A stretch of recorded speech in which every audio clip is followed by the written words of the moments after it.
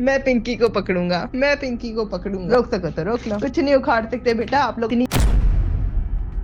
अस्सलामुअलैकुम दोस्तों, 9 मई 2026 कराची के बगदादी एरिया में सुबह सुबह एक लाश मिलती है। एक शख्स जो कि स्कूल के करीब एक फुटपाथ पर पड़ा था, कोई नहीं जानता था कि वो कौन है। जब पुलिस की टीम इसके पास जाती है तभी उसके पास से एक ड्रग्स का पैकेट मिलता है जिस पर लिखा था क्वीन मैडम पिंकी, नाम ही काफी है, एंजॉय। इसके बाद पुलिस इन्वेस्टिगेशन करती है और सिर्फ 3 दिन बाद यानी 12 मई 2026 को कराची पुलिस और इन्वेस्टिगेशन एजेंसीज एक अपार्टमेंट पर छापा मारती है। रिपोर्ट्स के मुताबिक जब टीम अपार्टमेंट के अंदर गई तो उनका क्लेम था कि उन्हें वहां से सिर्फ रेडी ड्रग्स नहीं मिले। इन्वेस्टिगेशन के दौरान पुलिस ने क्लेम किया कि उन्हें इस अपार्टमेंट के अंदर से 1540 ग्राम कोकेन मिले और इसके साथ तकरीबन 6970 ग्राम रॉ मटेरियल्स और केमिकल्स भी मिले जो नारकोटिक्स प्रिपरेशन में यूज होते थे। अथॉरिटीज ने रिकवरी लिस्ट में एक 9mm पिस्तौल और दूसरा सामान भी मेंशन किया और फिर उसी ऑपरेशन में पुलिस ने एक औरत को अरेस्ट किया जिसका नाम था अनमोल पिंकी। अरेस्ट के बाद जब इस मुजरिम को अदालत में पेश किया गया तो पूरा पाकिस्तान इसे देखकर दंग रह गया। इस वायरल वीडियो में दोस्तों आप खुद देख सकते हो कि ये मैडम पिंकी अदालत में किस लेवल के कॉन्फिडेंस के साथ चल रही है। ना तो इसके चेहरे पर कोई डर है और ना ही इसके हाथों में हथकड़ी जो कि खुद अदालत के रूल्स की वायलेशन है। इस वीडियो के बाद दोस्तों पूरे पाकिस्तान के लोगों का सिर्फ एक ही सवाल था कि आखिर इस पिंकी के पीछे वो कौन सी ताकत है जो इसे एक वीआईपी की तरह अदालत में बिना हथकड़ियों के पेश कर रही है। आइए दोस्तों इस केस को लेयर बाय लेयर समझने की कोशिश करते हैं। तो मैं हूं अहमद और आप देख रहे हैं दी अहमद भाई यूट्यूब चैनल। अभी आपको अहम खबर देंगे। ड्रग डीलर मुलजिमा अनमोल उर्फ पिंकी। अहम खबर आ रही है कि ड्रग डीलर अनमोल उर्फ पिंकी।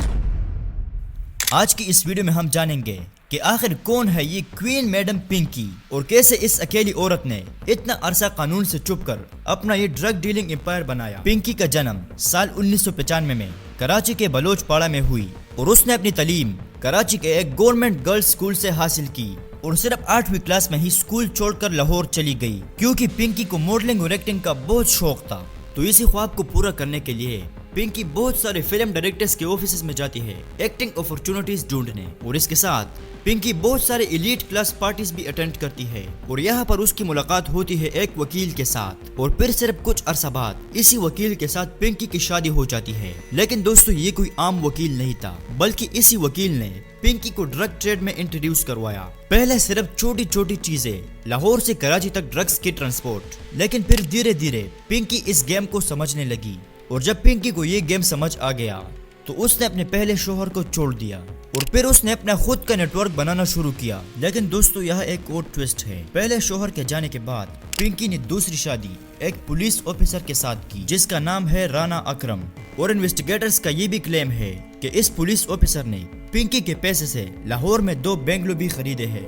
अब सवाल ये उठता है कि पिंकी ने आखिर ये इतना बड़ा नेटवर्क बनाया कैसे, कौन था इस नेटवर्क में और सालों तक पुलिस कुछ क्यों नहीं कर पाई। क्या पिंकी ने ये सब अकेले किया? बिल्कुल नहीं।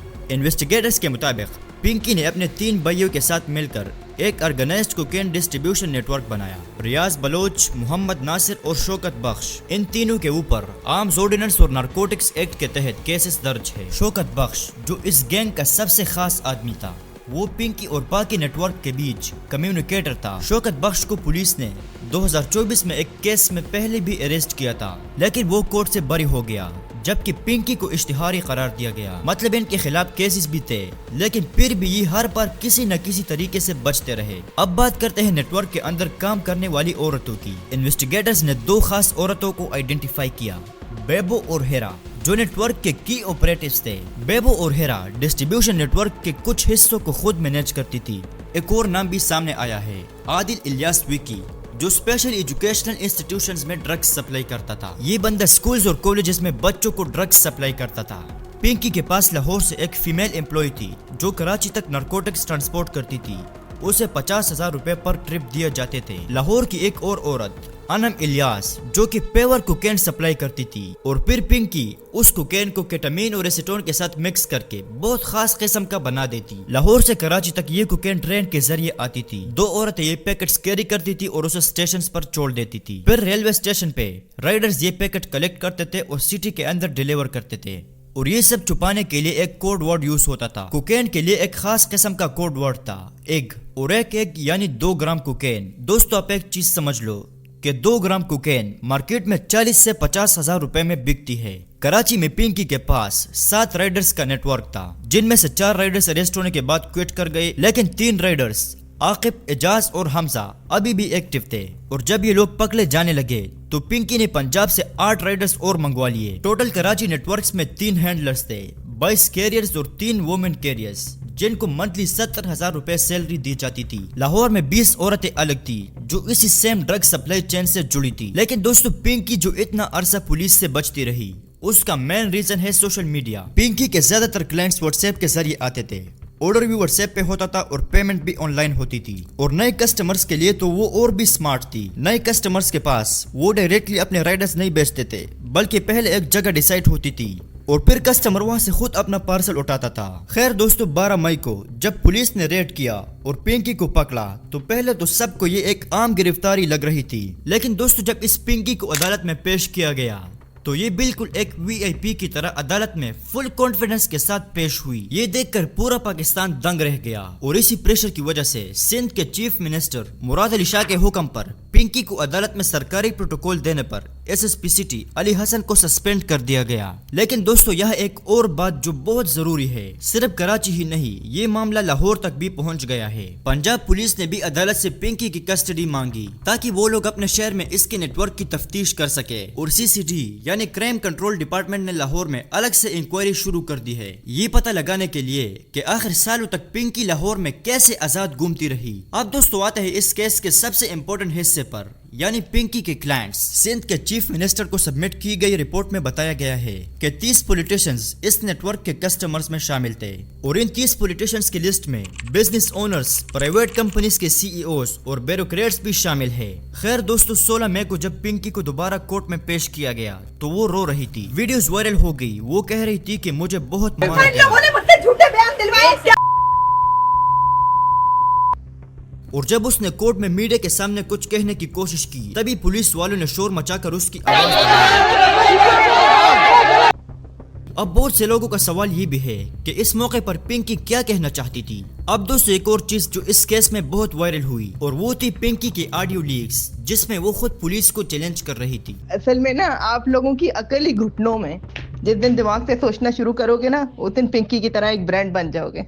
खैर दोस्तों, आज के टाइम में पिंकी के ऊपर 20 केसेस हैं, जिनमें 14 केसेस सिर्फ नारकोटिक्स के हैं, एक मर्डर का, एक इलीगल वेपन और 4 और पुराने केसेस हैं। ये सब सुन के एक ही सवाल आता है कि इतने केसेस होने के बाद भी ये औरत इतने सालों से आजाद कैसे घूमती रही। खैर दोस्तों, आज के टाइम में वो आजाद नहीं बल्कि जेल में है। अब दोस्तों बात करते हैं इस पूरे नेटवर्क की कमाई की। दरअसल दोस्तों, पिंकी के पास 2 कैटेगरीज की कोकेन थी। पहली वाली थी व्हाइट कोकेन, जो कि 25,000 रुपए पर ग्राम बिकती थी, और दूसरी कैटेगरी थी गोल्डन कोकेन, जो कि 40,000 रुपए पर ग्राम बिकती थी।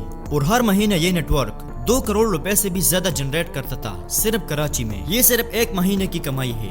तो अब सवाल ये है कि ये इतना सारा पैसा कहाँ जाता था? सीधा बैंक में तो जा नहीं सकता था, क्योंकि पिंकी का अपना कोई बैंक अकाउंट ही नहीं था। उसने अलग अलग नामों के फेक बैंक अकाउंट्स बनाए थे। और दोस्तों, जो पैसा बच जाता था उन्हें लाहौर में इन्वेस्ट कर दिया जाता था। अब दोस्तों, अगर मैं आपको पिंकी के फैमिली के बारे में बताऊं तो पिंकी का बाप कराची में एक आम टैक्सी ड्राइवर था। कराची के बलोच पाड़ा में रहता था और उसकी माँ पंजाब से थी, एक नॉर्मल से घराने से। और इस नॉर्मल घराने की बेटी ने क्या किया, ये सब तो तुम जानते ही हो। खैर दोस्तों, जैसे जैसे पिंकी का नाम इस काले धंधे में फेमस होने लगा तो उसके बाप ने ये देखकर एक काम किया। उसने कराची के 2 उर्दू अखबारों में इश्तिहारात छपवाए, जिसमें लिखा था कि मेरी बेटी अनमोल ने मेरी बात नहीं मानी, मुझसे बदतमीजी की और 5 साल से घर नहीं आई। मैं आज से इससे कोई भी ताल्लुक नहीं रखना चाहता। लेकिन इस चीज से पिंकी को कोई फर्क नहीं पड़ा और वो फिर भी अपना काम करती रही। अभी जो हम ये वीडियो शूट कर रहे हैं तो आज 22 मई 2024 है और आज ही पिंकी को दोबारा अदालत में पेश किया गया।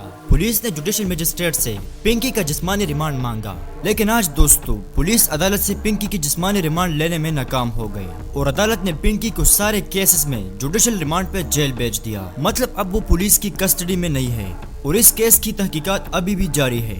एफआईए अलग से काम कर रही है, सीटीडी अपना केस तैयार कर रही है और एएनएफ के अपने केसेस हैं। अब दोस्तों, ये कहानी यहाँ खत्म तो नहीं होती, लेकिन अब सब लोगों को कोर्ट के फैसले का इंतजार है कि अदालत अब इस केस पर क्या फैसला करेगा। क्या पिंकी को सजा हो जाएगी या फिर वो पिछली 2 बार की तरह भी पुलिस के हाथों से निकल जाएगी। अब दोस्तों, लास्ट में मेरा सवाल ये है کہ پنکی تو پکڑی گئی، لیکن کیا اس کا یہ پورا نیٹ ورک بھی پکڑا جائے گا یا پھر نہیں؟ تو دوستو یہ تھی پنکی کی پوری کہانی۔ میں امید کرتا ہوں کہ آپ کو یہ ویڈیو پسند آئی ہوگی۔ اگر تھوڑی سی بھی پسند آئی ہو تو لائک اور چینل کو سبسکرائب ضرور سے کر دیں۔ اور آپ اس کیس کے بارے میں کیا کہتے ہو؟ کیا پنکی کو سزا ہو جائے گی یا پھر نہیں؟ نیچے کمنٹ کر کے بتاؤ۔ اور اگلی ویڈیو آپ کو کون سی ٹاپک پر چاہیے وہ بھی کمنٹ میں بتاؤ۔ میں ملتا ہوں آپ سے نیکسٹ ویڈیو میں، تب تک کے لیے مجھے دیجیے اجازت، بائے۔